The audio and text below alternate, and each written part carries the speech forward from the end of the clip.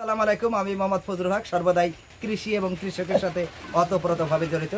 আমি আপনাদেরকে চিরন্তন সত্য একটা কথা তুলে ধরতে চাচ্ছি। সম্মানিত অডিয়েন্স, যে যেখান থেকে এই ভিডিওটা দেখবেন পরবর্তীকালে, তারা অবশ্যই কমেন্ট বক্সে সত্য কথাটা বলে যাবেন। আমি এ যাবৎ শুনে এসেছি যে আমরা শুধু শুনেইছি যে আমাদের যে দেশে যে আমরা গাভী পালন করি, সেই গাভীর দুধ নাকি সাপে খায়।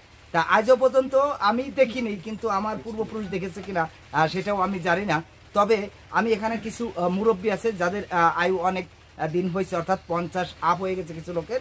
তাদের কাছে আমি শুনবো যে আসলে আদৌ কি সাপে দুধ খায় কিনা গাভীর, আর প্লাস এই কোন কোন সাপে দুধ খায় সেটাও আমরা আজকে এই ভিডিওর মাধ্যমে জানবো।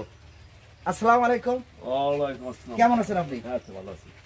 আপনি এই দীর্ঘ যে 40 বা 50 বছর আপনার পূর্তি হয়েছে, আপনি কখনো কি দেখেছেন যে আপনার গাভী, আপনি তো অবশ্যই গাভী পালেন, আপনি কখনো দেখেছেন যে আপনার গাভীর দুধ কোন সাপে খায়? না না, আমি তো কোনদিন দেখিনি যে সামনাসামনি যে গাভীতে দুধ খায়, আমি কোন দেখিনি। সাপের দুধ খায় এটা শুনি। আপনি শুনেছেন কার কাছে? আমি শুনছি মুরব্বীর কাছে।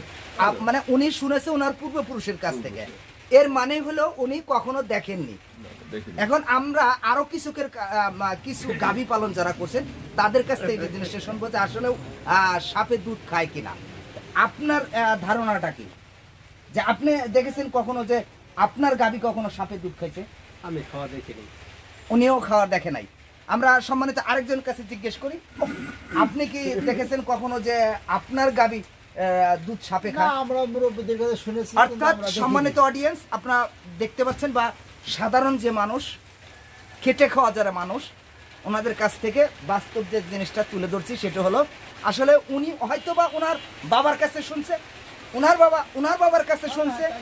এইভাবে ধীরে ধীরে আজকে যে মিথ্যা একটা প্রচারণা, আমি আপনাদের কাছে সত্য কথাটা বলে যেতে চাই।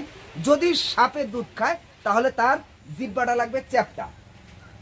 দেখবে কি করে চ্যাপ্টা না গোল?